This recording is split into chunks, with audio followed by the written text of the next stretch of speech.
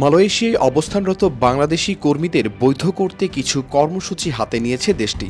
তারই অংশ হিসেবে বিশেষ ব্যবস্থাপনায় রিক্যালিব্রেশন 2.0 বা পুনর্গণনা কর্মসূচির মধ্য দিয়ে পাসপোর্ট বিতরণ করা হবে বলে জানিয়েছে কুয়ালালামপুরের বাংলাদেশ হাইকমিশন। বিশেষ এ সেবার মধ্যে অনলাইন অ্যাপয়েন্টমেন্ট ভিত্তিক পাসপোর্ট গ্রহণের তারিখ, সময় ও স্থান উল্লেখ করে সম্প্রতি হাইকমিশন একটি বিজ্ঞপ্তি প্রকাশ করেছে।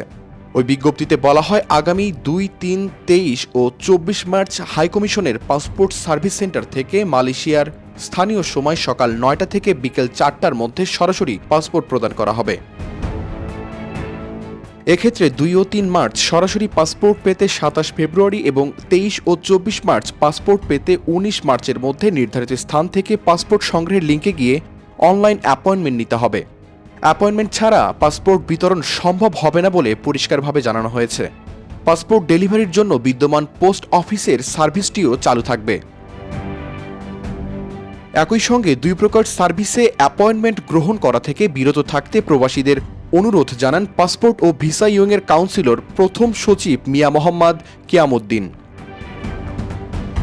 শুক্রবার পাসপোর্ট ও ভিসা ইউংয়ের কাউন্সিলর মিয়া মোহাম্মদ কিয়ামউদ্দিন জানান, হাই কমিশনের নির্দেশনায় পাসপোর্ট সেবা সহজ করার লক্ষ্যে দূতাবাস নিরলসভাবে কাজ করে যাচ্ছে।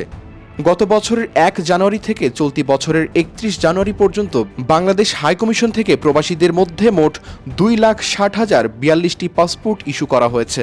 এর মধ্যে মালয়েশিয়ার ডাক বিভাগের মাধ্যমে 1,66,807টি এবং সরাসরি 93,215টি পাসপোর্ট বিতরণ করা হয়েছে।